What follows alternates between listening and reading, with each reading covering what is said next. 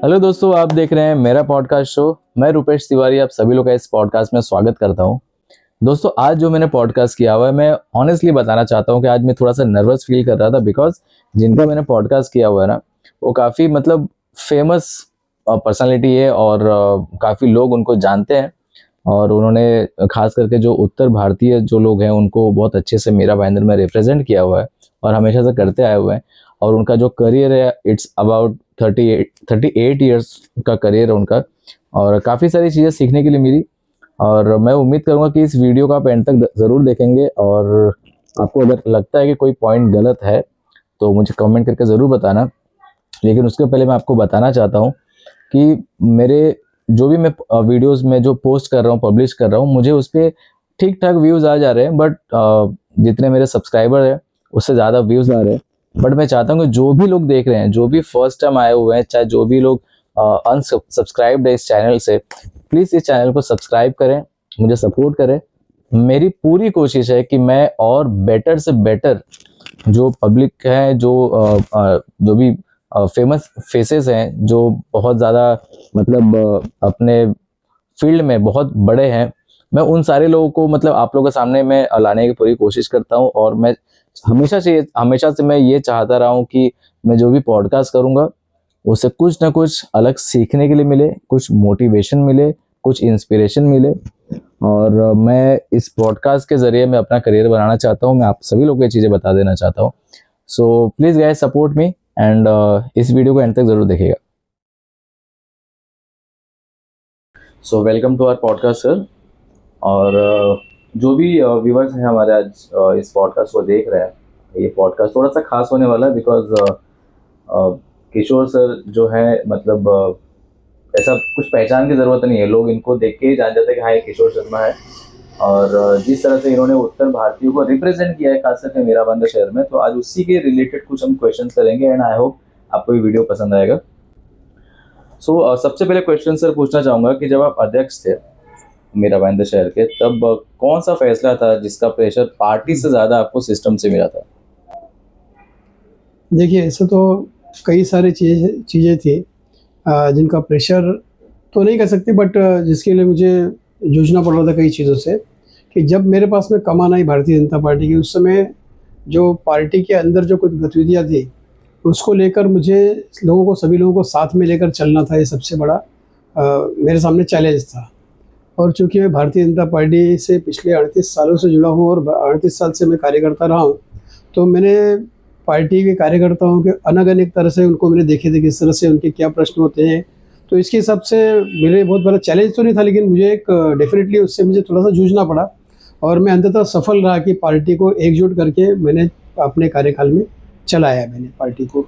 तो जब सर आप मेरा भाईंदर शहर के जब अध्यक्ष चुने गए थे, तो उस समय सबसे पहले आपको क्या लगा था कि सबसे ज़्यादा टफ क्या है? किन सब चीज़ों के लिए क्या हमें चीज़ें को रिप्रेजेंट करना है बेसिकली, या फिर यूथ को हमें किस तरह से आगे बढ़ाना है? देखिए, जब सबसे पहले जब मुझे पार्टी ने मौका दिया, तो उस समय जब कह सकते हैं ना कि हमारे पास में यहाँ पर सत्ता में हम नहीं थे। नॉर्मली भारतीय जनता पार्टी सत्ता में होती है, बट इस समय महानगर पालिका में प्रशासक बैठे थे। हमारे आमदार जिनके नेतृत्व में पार्टी हमारी चलती है यहाँ पर, जो मीरा भाईंदर के सर्वोच्च नेता है माननीय श्री नरेंद्र मेहता जी, वो भी सत्ता में नहीं थे, वो आमदार नहीं थे। तो उस समय कई सारी चीज़ें थी जिससे मुझे मेरे सामने आ रही थी, और उस सभी चीज़ों को मुझे सँभाल कर चलना था। एक हिसाब से प्रदेश के जो लोग थे, प्रदेश से जो आदेश आते थे, और यहाँ पर जिस तरह की परिस्थितियाँ थी, दोनों में बहुत सारे डिफरेंसेस थे। लेकिन पार्टी ने हमेशा मुझे गाइड किया, पार्टी के अपर नेताओं ने। और यहाँ के जो नेता थे नरेंद्र नेता जी, उन्होंने मुझे पूरा सहयोग किया उस समय, और हर पल मेरे साथ खड़े रहे। और उसके हिसाब से मैंने पार्टी के जो युवा थे उन सभी को साथ में लेकर चलते हुए मैंने एक अपने समय में अच्छे से अच्छा काम करने की पूरी कोशिश की है। मैं आपको बताना चाहूँगा, उस समय 2 लाख के आसपास सदस्य बने थे, और भारतीय जनता पार्टी पूरे महाराष्ट्र में सदस्यता अभियान में सबसे 1 नंबर पर थी। पूरे महाराष्ट्र प्रदेश में 1 नंबर पर थी। तो उसमें सभी कार्यकर्ताओं को मुझे सहयोग मिला, साथ मिला, और मैंने उस चीज़ को पूर्ण किया।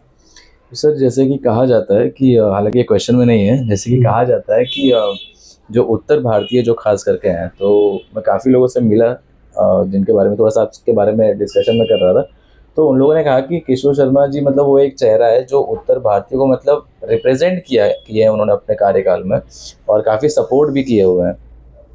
तो मतलब जब आप अध्यक्ष जब चुने गए थे तो आपको कुछ ऐसा कुछ पर्टिकुलर कुछ ये था आपका ड्रीम कि मुझे उत्तर प्रदेश जो भी यूपी बिहार के जो लोग हैं, चाहे जो उत्तर भारतीय जिसे कहते हैं, उसे मुझे रिप्रेजेंट करना है कुछ अलग तरीके से, या फिर जिस तरह से पार्टी का आपको गाइडेंस मिलते गया आप उसी तरह से काम करते गए? देखिए, सबसे पहले मैं कहना चाहूँगा कि मूलतः मैं उत्तर भारत से हूँ, लेकिन मला गर्व आहे की मी माननीय छत्रपती शिवरायांचा या भूमी पावन भूमीवर माझा जन्म झालेला आहे. तो मेरी पूरी इच्छा थी कि इस जो भूमि यहाँ पर मेरा जन्म हुआ है, तो इसके प्रति मेरा बहुत आदर है. यहाँ के जो नेता हैं, यहाँ के जो हमारे छत्रपति शिवाजी महाराज के हैं, इनकी प्रेरणा से मैंने काम शुरू किया था. और उत्तर भारतीयों के प्रति तो उत्तर भारतीय अपने आप में एक समृद्ध समाज है जो अपने आप में एक अपनी पहचान रखता है, तो उनके लिए बहुत कुछ, लेकिन जो कुछ है, पार्टी ने भी उचित सम्मान दिया है. मुझे अध्यक्ष बनाया उन्होंने पार्टी ने. ऐसे कई सारे नगर सेवक हैं, उन्हें भिन्न-भिन्न पदों पर उन्हें रखा गया है. तो उसके हिसाब से पार्टी ने उचित सम्मान दिया उत्तर भारतीयों को, तो उसके बारे में कोई दो राय नहीं है कि एक इतने बड़े पद पर मुझे सीधे-सीधे वहाँ पर मेरी नियुक्ति की गई थी. ठीक है। तो सर कभी ऐसे मतलब पॉलिटिक्स में काम करते वक़्त कभी आपको लगा है कि मतलब ये स्टेप मैं लूँगा, चाहे मैं ये अगर डिसाइड करता हूँ तो मुझे काम करना है। कभी आपको ऐसा कुछ रिस्की फ़ील हुआ है कि इसकी वज़ह आ, से शायद मेरा नुकसान हो सकता है, ऐसा कुछ? नहीं, कैसा था देखिए, आज मैं जिस बिज़नेस में हूँ, मैं रियल एस्टेट बिज़नेस से जुड़ा हूँ, तो डेफ़िनेटली मैं सीधे-सीधे तौर पर पार्टी को रिप्रेज़ेंट करता हूँ हर जगह. मैंने पार्टी को सबसे पहला महत्व दिया, अपने काम से भी ज़्यादा महत्व दिया है. और डेफ़िनेटली इसमें कई जगह पर मैंने सफ़र भी किया है. बिज़नेस में हो सकता है सफ़र किया होगा, लेकिन मुझे उस चीज़ का कोई अफ़सोस नहीं है कि आज भारतीय जनता पार्टी को मैंने 100% देने की कोशिश की है. मैंने उस समय भारतीय जनता पार्टी का मीरठ में काम शुरू किया है, जब मेन रोड जो हमारा मुख्य रास्ता है वो कच्चा था, वहाँ पर वो मिट्टी का रास्ता था. उस समय से मैंने काम शुरू किया है. 87 से मैंने काम शुरू किया है. पार्टी में मैं विभिन्न पदों पर रहा. मैं राष्ट्रीय स्वयंसेवक संघ का स्वयंसेवक था. यहाँ पे हमारे उस समय के संघ चालक थे डॉक्टर करंदीकर. जब इसकी मांग हुई कि भारतीय जनता पार्टी का एक्सपेंशन यहाँ पर हो रहा है, शुरुआत हो रही है, तो मुझे संघ की ओर से भेजा गया कि आप भारतीय जनता पार्टी की कमान संभालिए. और मैंने उस समय एक वार्ड के युवा मोर्चा के उपाध्यक्ष की जवाबदारी मैंने स्वीकार की थी. वहाँ से मैंने जो अपनी यात्रा शुरू की, पॉलिटिकल यात्रा. और आज देख सकते हैं कि पिछले कुछ दिन पहले मैं अध्यक्ष पद से मैं मुक्त हुआ हूँ. तो उस समय तक का मेरा सफ़र बहुत ही अच्छा सफ़र रहा. इस बीच में कई सारे अनुभव आए, लेकिन सारे अनुभव अच्छे अनुभव आए. शुरुआत में काम करना बहुत कठिन था, लेकिन दो पार्टी के एक-एक कार्यकर्ता को मैंने जोड़ा है, जो हमारे सीनियर से सीनियर यहाँ पर कार्यकर्ता हैं, उनके घर जा-जाकर मैंने उसको जोड़ा है और जोड़कर पार्टी को तैयार किया है यहाँ पर. उस समय पर रिक्शा यूनियन भी मैंने तैयार की थी, जिस तरह से पार्टी को फ़ायदा हो सके, इस तरह के सारे प्रयत्न मैंने किए. सारे जो चीज़ें करनी चाहिए थी, मैंने सब चीज़ें वहाँ पर भरसक प्रयत्न करके की है. उसमें कई सारी चीज़ों का सैक्रिफाइस भी है, कह सकते हैं कि आज, लेकिन जहाँ पर भी मैं संतुष्ट हूँ कि आज भारतीय जनता पार्टी में प्रत्येक कार्यकर्ता के काम की कदर होती है. उनको काम के अनुसार उसका आकलन होता है और उसके बाद में उनको उचित पदों से दिया जाता है. जो भी उनको सम्मान चाहिए, वो सम्मान भारतीय जनता पार्टी सभी कार्यकर्ताओं को देती है. ठीक है। सर जैसे आपने बताया कि मतलब आप लगभग 38 ईयर से आप बीजेपी से जुड़े हुए हैं। कभी ऐसा आपको फ़ील हुआ कि मतलब मैं जो चीज़ डिज़र्व कर रहा था, वो चीज़ें मुझे नहीं मिली?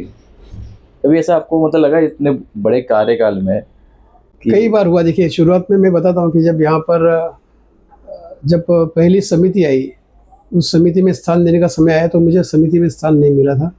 आज तक मुझे महानगर पालिका का कोई भी पद मुझे समिति के माध्यम से कहें या प्रभाग समिति के सदस्य, इस तरह से मुझे नहीं मिला है.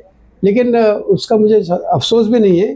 ठीक है, उस समय पार्टी ने अपने निर्णय के अनुसार दिया होगा, ठीक है, लेकिन कुछ चीज़ें होती हैं, लेकिन आज उसके बाद में पार्टी ने जो भी आज तक दिया है, उससे मैं संतुष्ट हूँ.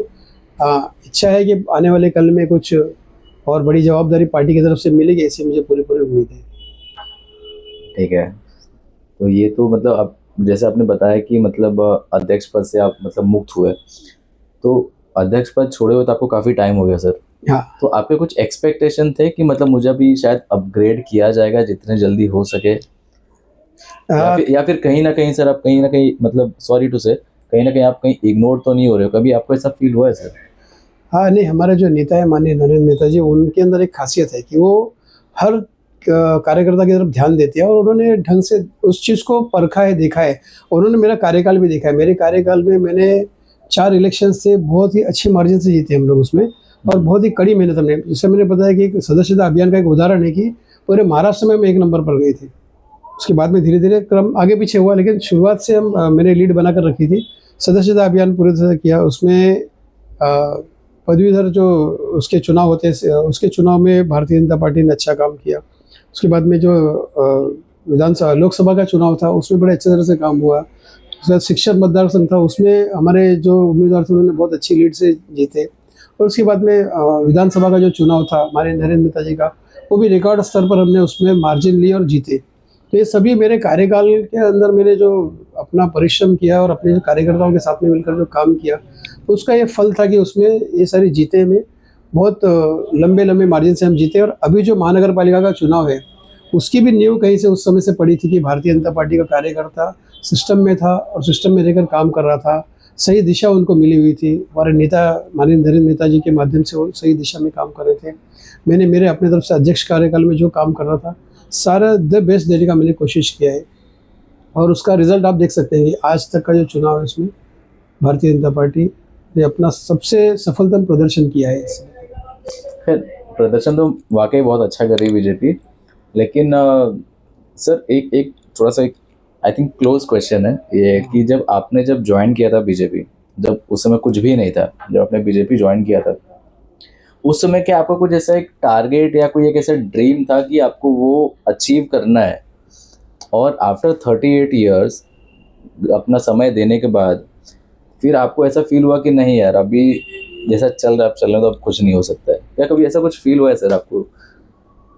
नहीं, ऐसा है, देखिए, जब से मैंने काम शुरू किया था तो बहुत सारी अपेक्षाएं थी कि मैं राष्ट्रीय स्वयंसेवक संघ का एक स्वयंसेवक हूँ। तो मेरे मन में शुरू से राष्ट्र भावना थी कि राष्ट्र आगे बढ़े, हम तो चलते रहेंगे। और जिस पार्टी को मैंने ज्वाइन किया है, जिस पार्टी का मैं मुखिया था, उसमें कहते हैं ना कि राष्ट्र प्रथम, द्वितीय पार्टी, तृतीय स्वयं। तो उस बारे में उसी को मैंने अभी तक उसके अनुसार ही मैं चल रहा हूँ। और पार्टी के जो नेता है वो संज्ञान लेते रहते हैं, मुझे पूरा विश्वास है। इसके पहले जब मैं भी पदमुक्त हुआ, उसके बाद में उसका प्रमोशन होने के लिए मुझे प्रदेश की समिति में कहीं न कहीं रखा जाएगा। ऐसा मैंने, मतलब जो नॉर्मल परिपाटी होती है कि प्रमोशन होता है। तो अध्यक्ष महोदय से मैं मिला था, माननीय श्री रविंद्र चौहान जी से, तो उन्होंने भी उसके बारे में कहा है कि अभी कमेटी वहाँ की बनी नहीं, जब बनेगी तो उसमें कुछ स्थान दिया जाएगा। और साथ-साथ में यहाँ पर भी जो अभी आने वाली महापालिका में भी कहीं न कहीं स्थान देंगे, ऐसा मुझे पूरा विश्वास है उसमें। खैर, अभी आते हैं हम अपने वापस से मीरा भाईंदर शहर के टॉपिक पे। तो मीरा भाईंदर का कोई एक ऐसा इशू सर जहाँ पर आपके हिसाब से मतलब लगा हो कि ये काम में जानबूझ के डिलीट किया जा रहा है? कोई भी एक ऐसा 1-2 काम? देखिए, एक सबसे महत्वपूर्ण काम जो था, सूर्य डैम प्रकल्प, वो इतना अच्छा काम था, ऐसा एक प्रकल्प था जिससे मीरा भाईंदर वासियों को 24 घंटा पानी उपलब्ध होने वाला था। राइट। नरेंद्र मेहता जी 2014 में, उसके बाद में जब वो चुने गए, तो उन्होंने, और हमारे माननीय उस समय के मुख्यमंत्री माननीय श्री देवेंद्र फडणवीस जी, उन्होंने उस प्रकल्प को तैयार किया और तैयार करके उन्होंने उसका उद्घाटन किया और उसकी कार्यसीमा तय की थी 4 से 5 साल में पूरा काम पूरा कर लिया जाएगा। लेकिन किन्हीं कारणों से जब दूसरी बार जब नरेंद्र मेहता जी उसके विधानसभा में नहीं रहे, तो उस चीज़ को मुझे ऐसा लगता है कि जानबूझ के डिले किया गया। 4-5 साल का काम था, उसको 10 साल पर लाया गया। अब उस काम को गति मिली हुई है।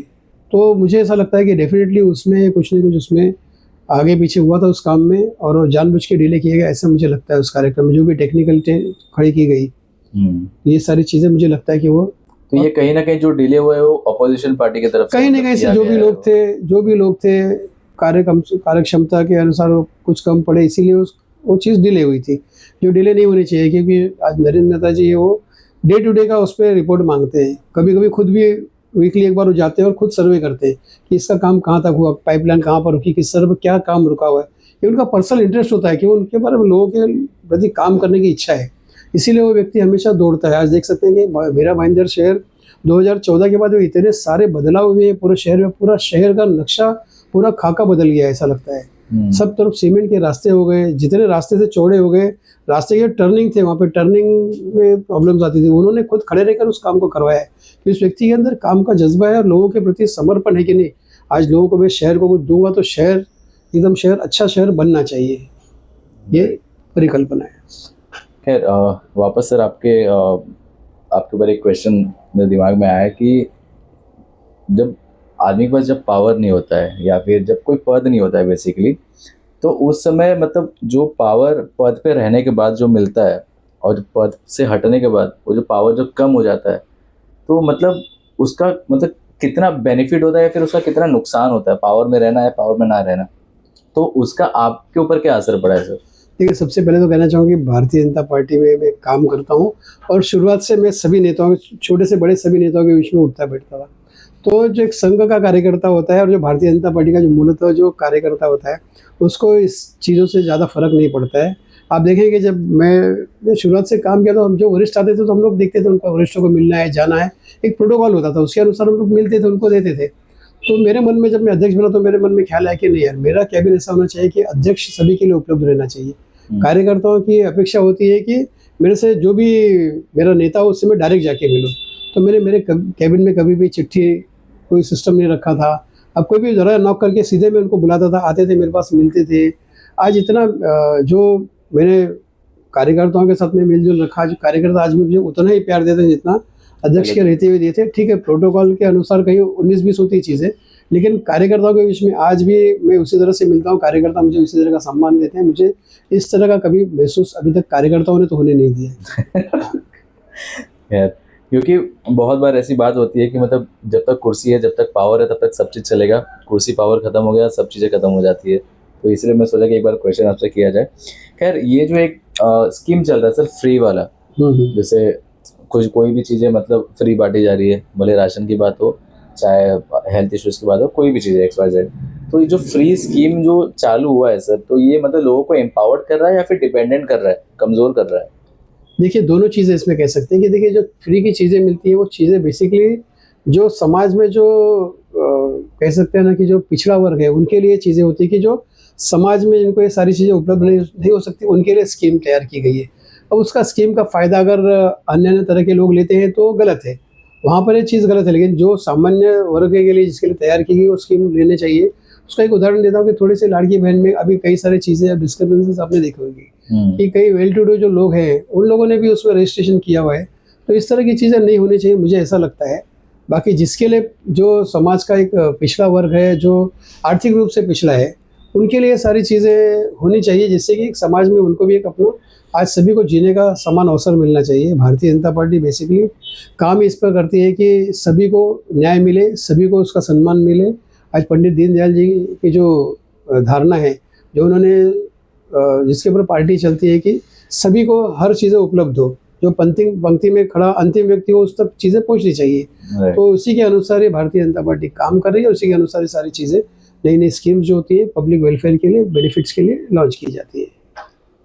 खैर, एक एक क्वेश्चन सर वापस से दिमाग में आया है कि जैसे जो भी पॉलिटिक्स में है, तो देखा जाता है कि मतलब जब वो इलेक्शन लड़ने जाते हैं, तो जब फर्स्ट टाइम जब वो लोग आते हैं, तो उस समय तो मतलब उनके पास ऑलमोस्ट कुछ भी नहीं होता है। अगर कुछ-कुछ लोग होते हैं जिनके पास बहुत कुछ होता है, राइट?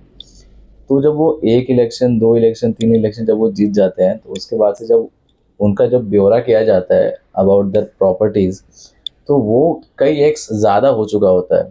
तो पॉलिटिक्स में क्या आपका मतलब ये क्या है, मतलब किस तरह से आप देखते हैं कि जो लोग पॉलिटिक्स आज के तारीख में जॉइन कर रहे हैं, वो सिर्फ़ एक पैसा बनाने के ज़रिए से जॉइन कर रहे हैं या फिर सच में उनको किसी का वो लोग सेवा करना चाहते हैं? देखिए, ये तो डिपेंड करता है कि जो व्यक्ति किस सोच से आता है। जिस सोच से आता है उसके अनुसार वो काम करता है। व्यक्ति नॉर्मली कहते हैं ना कि आदमी अपने सोच के हिसाब से अपना पूरा जीवन व्यतीत करता है। लेकिन यहाँ पर जो आने वाले कहते हैं ना अलग-अलग तरह के लोग अलग-अलग मोटिव लेकर आते हैं। लेकिन भारतीय जनता पार्टी एक ऐसी पार्टी है कि हमारे यहाँ पे मुखिया जो है, हमारे प्रदेश के नेता जो कहें देवेंद्र फडणवीस जी कहें, हमारे प्रदेश के अध्यक्ष माननीय रविंद्र चौहान जी कहें, यहाँ के हमारे मीरा भाईंदर के सर्वोच्च नेता माननीय श्री नरेंद्र मेहता जी की बात है कि सभी नेता इस पर पैनी दृष्टि रखते हैं। इस तरह के लोगों को फिर से हर चीज़ का आकलन होता है, मैंने कहा ना हर चीज़ का आकलन होते रहता है। और भारतीय जनता पार्टी में आने वाला व्यक्ति 99% में कह सकते हैं कि वो सेवा के भाव से ही आता है। उसके मन में ये सारी चीज़ें नहीं होती। और देखिए हर किसी का अपना-अपना पर्सनल व्यवसाय होता है। ऐसे में पॉलिटिक्स में होने के बावजूद मेरा रियल एस्टेट का व्यवसाय है, इसमें मैं काम कर ही रहा हूँ ना। आज नरेंद्र मेहता जी उनकी कंपनी है, वो काम कर ही रही है ना, तो उसके अनुसार उनका जो प्रॉफिट है वो आना है ना, जो काम करने वाले सिस्टम है, उनके सिस्टम में काम चल रहा है, उनका अलग स्टाफ है तो काम करता है, मेरा भी स्टाफ है काम करता है, तो उसके अनुसार प्रगति होती है। और उसको पॉलिटिक्स से जोड़ना ठीक नहीं होता है मेरे हिसाब से। कभी आपको सर ऐसा मन हुआ है कि मतलब मैं इलेक्शन फाइट करूँ और मैं ही जीतूँ? नहीं, मैं आपको बताना चाहता हूँ कि शुरुआत में जब भारतीय जनता पार्टी के शुरुआत यहाँ पर हुई थी, तो मैं 3 चुनाव लड़ चुका हूँ। और मुझे कहने में ज़रा भी ये नहीं कि उस समय पार्टी के पास में लोग खड़े करने के लिए मुश्किल से बहुत मुश्किल ढूँढने पड़ते थे कि पार्टी में कोई कार्यकर्ता हो यहाँ पर जो चुनाव लड़े। उस समय तो पार्टी के कार्यकर्ता ही नहीं थे, हम लोग गिनती के 5 कार्यकर्ता थे शुरुआत से। 1900 मैं कह सकता हूँ कि 2005 के बाद में भारतीय जनता पार्टी में जो लोगों का फ्लो, जब भारतीय जनता पार्टी डेवलप हो चुकी थी, उसके बाद में कई लोगों ने यहाँ पर पदार्पण किया, कई लोग पार्टी में शामिल हुए। उसके पहले तो हम इस तरह से पार्टी चलाते थे कि हम लोग को कंट्रीब्यूशन करना पड़ता था आपस में, कि एक हमको बोर्ड भी लगाना है तो हम लोग 5-7 लोग मिलकर कंट्रीब्यूशन करते थे, आपस में पैसे जमा करके भारतीय जनता पार्टी का बोर्ड लगाते कि यहाँ पर बोर्ड लगाते हैं, जिससे पहचान हो कि भारतीय जनता पार्टी यहाँ पर काम कर रही है। इस तरह के माहौल में हमने काम की शुरुआत की है। तो उस समय मैंने उसको पार्टी ने मौका भी दिया मुझे, मैंने चुनाव लड़ा, लेकिन जनाधार नहीं होने के कारण से पार्टी का कैंडिडेट कोई चुन के नहीं आता था। मुश्किल से मैं कहता हूँ ना, शुरुआत में पूरे मीरा भाईंदर में 3 लोग चुन के आते थे, उस समय से मैंने चुनाव देखा है। तो 3 चुन कर आए, फिर 9 चुन कर आए, फिर 14 आए, फिर से 9 पर चले गए, फिर नरेंद्र मेहता जी आए, उसके बाद में फिर से हम 29 पर गए, फिर 61 पर गए और आज 78 पे आ गए। तो देखिए ये सारी चीज़ें हैं, जिस तरह से पार्टी बढ़ती है, पार्टी में लोगों का जनाधार जब बढ़ता है पार्टी का, और पार्टी में अच्छे नेता आते हैं तो पार्टी बढ़ती है।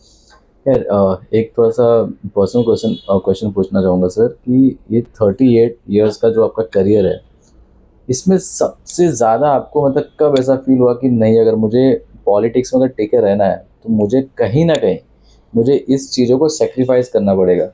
तो मैं मतलब जान सकते हैं हम लोग कि मतलब वो कौन सी चीज़ थी जो आप सबसे ज़्यादा सेक्रीफाइस किए हो, और फैमिली इशू हो, सब बाहर का कुछ?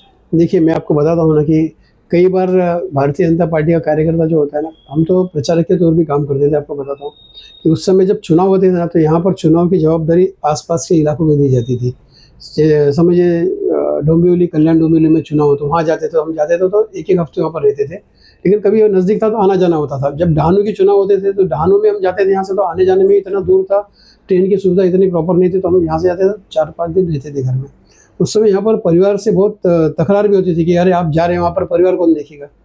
तो नॉर्मली हम तो कहते थे कि भाई संघ के लोग हैं, भाई हमको तो वहाँ पर जाना पड़ेगा, पार्टी ने जवाबदारी दी और करना पड़ेगा, और हमने वहाँ पर काम किया भी है। संघर्ष का समय था, पार्टी हमेशा संघर्ष ही करते आई है, तो हम लोग संघर्ष करते थे, कई सारे कार्यकर्ताओं के साथ में जाकर काम करते थे। ऐसे कई सारी चीज़ें थी कि जो पार्टी फैमिली को मैंने छोड़ के मुझे काम करना पड़ता था। आज भी जब मैं अध्यक्ष भी बना था तो परिवार के लोग कुछ कहते थे कि आप सुबह निकलते हैं, लेट नाइट आते हैं, एक काम कीजिए, आपका बुढ़िया बिस्तरा लेकर वही पार्टी में जिस तरह से स्वयंसेवक होते हैं ना, प्रचारक, वहीं पर जाके आप रहिए, आराम से पूरा काम कीजिए, जब मन करे तब आया करो यहाँ पर। तो ऐसे कई ताने भी सुनने मिले। ठीक है, देखो परिवार अपनी जगह पर है, परिवार चाहता है कि परिवार का मुखिया होने के नाते परिवार की सारी अपेक्षाएं अपने से ही होती है, तो फिर वो चीज़ें पूरा करने में कहीं ना कहीं कम पड़ते हैं, तो ये सारी चीज़ें आती है। इससे कई तरह के सेक्रीफाइस तो डेफिनेटली किए हैं। बिजनेस में सेक्रीफाइस हुआ, काफ़ी चीज़ों में सेक्रीफाइस हुआ। अगर नुकसान भी हुआ कभी ऐसा हाँ, बिजनेस में?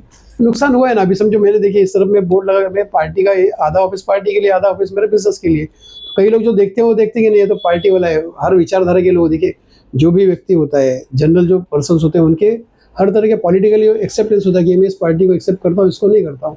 तो हो सकता है कई लोग वहाँ पर नहीं भी पहुँचते, और कई लोग आने के बाद में भी कई बाद में कैंसिल हुई चीज़ें, मेरे कई सौदे कैंसिल हुए, नहीं तो भारतीय जनता पार्टी के हैं, मुझे नहीं चलेगा। वो बिना कारण बताए कई तरह की चीज़ें का नुकसान हुआ है मुझे, डेफिनेटली हुआ है। लेकिन मुझे संतुष्टि है कि भारतीय जनता पार्टी का मैं कार्यकर्ता हूँ, जिस विचारधारा के साथ मैं चल रहा हूँ, उस विचारधारा को मैं आज भी आगे लेकर जा रहा हूँ, और अपने जब तक सांस रहेगी तब तक मैं इस पार्टी की विचारधारा को आगे लेकर जाऊँगा। मतलब कुल मिला के कह सकते हैं कि एक निष्ठ मतलब है बीजेपी को लेके, एक बीजेपी के अलावा कुछ सोच ही नहीं सकते, कुछ दूसरा कुछ सोचा नहीं। कई बार कई ऑफर भी आए थे, जब संघर्ष का समय था तो उस समय अलग अलग पार्टी से ऑफर भी आए थे कि कितने समय संघर्ष करोगे, आ जाओ। और मैं अगर जाता तो वहाँ से नगर सेवक तो उस समय बन चुका होता था। कई बार उन्होंने ऑफर दिए थे, बना भी देते, लेकिन ऐसा पार्टी की विचारधारा से मैं अलग कभी जा नहीं सकता हूँ। हिंदुत्ववादी व्यक्ति हूँ, हिंदुत्व पे ही टिका रहने वाला व्यक्ति हूँ, और सर्वधर्म संभव एक हद तक ठीक है, उसको ही मानता हूँ। लेकिन सबसे पहले जो मेरी जवाबदारी है उसको भी पूरा करता हूँ। अपने धर्म के प्रति जो निष्ठा है, अपने राष्ट्र के प्रति जो निष्ठा है, उस पर मैं हमेशा टिका रहूँगा। सर ये जो आप बता रहे हैं कि मतलब एकनिष्ठ हैं या फिर मतलब कभी किसी और पार्टी के बारे में नहीं सोचे, चाहे ऑफर आया था हमने नहीं लिया, चाहे संघ के लिए अपना काम किया, ये मोटिवेशन आपको कहाँ से मिला? आई मीन कौन से ऐसा व्यक्ति से मिला कि जहाँ से आप बहुत इंस्पायर हुए कि नहीं मुझे इनके साथ चाहे इन्हीं की पार्टी में अब काम करना चाहिए? देखिए, मेरे परिवार का मुझे बहुत सपोर्ट रहा। जब मैं छोटा था तो हम खार में रहते थे, तो हमारे पिताजी थे वो मुझे बहुत इंस्पायर करते थे। हर काम में उन्होंने बढ़ चढ़ कर सपोर्ट किया। संघ की जो बाल शाखा होती थी उस शाखा में मुझे भेजा करते थे कि नहीं आपको जाना है यहाँ पर, कंपल्सरी आपको जाना है वहाँ पर।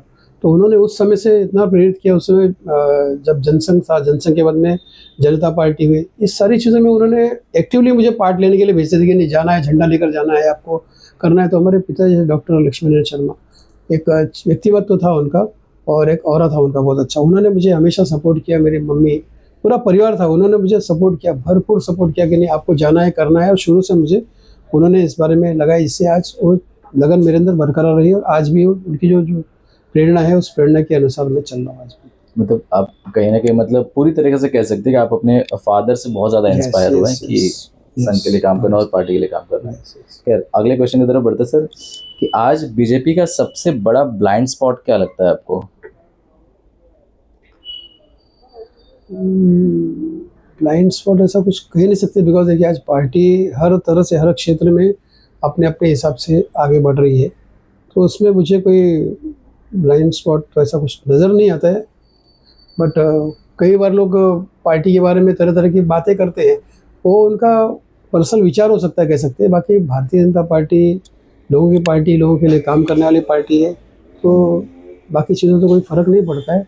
और एक चीज़ ऐड करना चाहूँगा कि मेरे अभी जो मेरा परिवार है, मेरी श्रीमती जी है, मेरे बच्चे हैं, उन्होंने पूरा सपोर्ट किया है, पूरा सपोर्ट करते रहे उन्होंने। देखिए मैं सारी चीज़ें छोड़कर भी मैंने काम किया है और उनके सपोर्ट के बिना, देखिए परिवार के सपोर्ट के बिना आप कुछ काम नहीं कर सकते। तो पारिवारिक सपोर्ट मुझे पूरा रहा है पूरे मेरे राजनीतिक करियर में। तो भले मेरे माता पिता थे, भले मेरी फैमिली है, सारे लोगों ने मुझे पूरा पूरा सपोर्ट किया हुआ है। खैर सर, एक बीजेपी नेता होने के नाते मैं आपसे एक अगला क्वेश्चन, लास्ट क्वेश्चन पूछना चाहता हूँ कि जैसे कि मेरा भाईंदर एक मेट्रोपॉलिटन शहर है सर, तो मतलब आपने आपका क्या विजन है, आपका क्या ड्रीम है कि मतलब मेरा भाईंदर शहर मतलब कैसा होना चाहिए और उसे मतलब और कितना वक्त लगेगा उस चीज़ों को अचीव करने में? देखिए मैं जहाँ तक समझता हूँ कि जब नरेंद्र नेता जी पहली बार यहाँ पर आमदार हुए, 5 साल के कार्यकाल में उन्होंने पूरे मीरा भाईंदर को बदल दिया। हर जगह पर गार्डन हो गए, हर जगह पर रास्ते, आप कंक्रीट के रास्ते हो गए, पुलिस कमिश्नरेट हो गया उनके कार्यकाल में। 5 साल का कार्यकाल तो मैं कहता हूँ छोटा ही कार्यकाल था, उसमें उन्होंने इतनी सारी चीज़ें अचीव की है। जितने सोसाइटी रजिस्ट्रार के ऑफिसेज थे जहाँ पर हमें थाना जाना पड़ता था, वो सारे ऑफिसेज यहाँ पर ले आए, तहसीलदार ऑफिस यहाँ पर ले आए। यानी जितनी भी चीज़ों की ज़रूरत थी सारी चीज़ें, राशन कार्ड ऑफिस उन्होंने उसको बढ़ा दिया, उसको और भी बड़े स्तर पर कर दिया, जिससे कि लोगों की समस्या तुरंत हल होती है।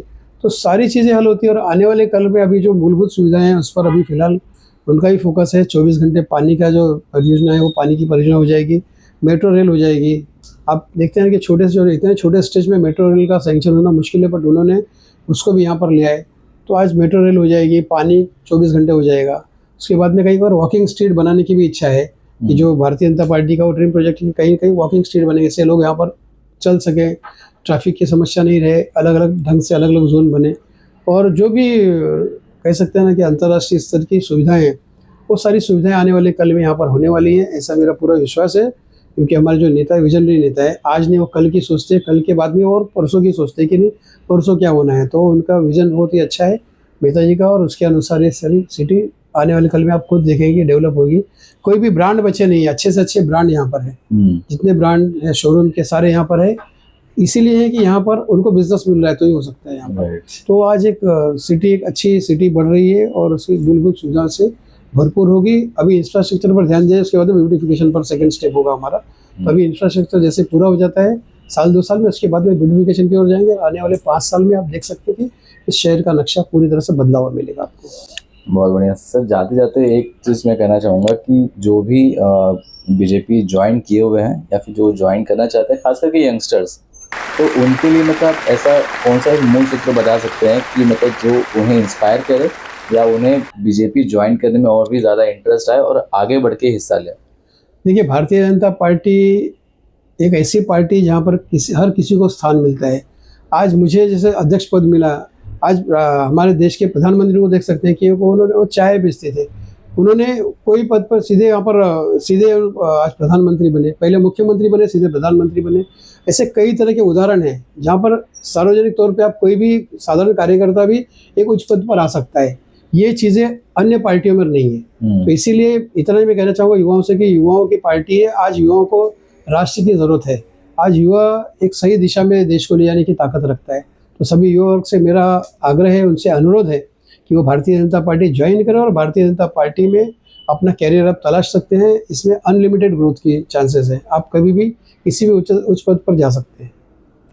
खैर, तो दोस्तों ये हैं किशोर शर्मा जी, बीजेपी के नेता, और मैं उम्मीद करता हूँ कि आपको ये वीडियो पसंद आया होगा, ये पॉडकास्ट पसंद आया होगा। और ये वीडियो मैंने जो भी क्वेश्चंस किए हैं इस पॉडकास्ट में, तो मुझे लगता है कि शायद कुछ सीखने मिल जाए इनके करियर को लेके। जिस तरह के इन्होंने 38 ईयर्स अपना बीजेपी में टाइम दिया है और उसके बाद भी बहुत सारी अप्स डाउन आए, सेक्रीफाइसेस किए, बट कहीं ना कहीं आज भी ये कम्प्लीटली मतलब सेटिस्फाई है, कोई कंप्लेंट नहीं है खास करके पार्टी से लेकर। तो इस वीडियो को मैक्स टू मैक्स शेयर करें एंड सब्सक्राइब करके लाइक करें, और जो पॉइंट आपको गलत लगा होगा प्लीज़ कमेंट करके ज़रूर बताएं। Thank you so much.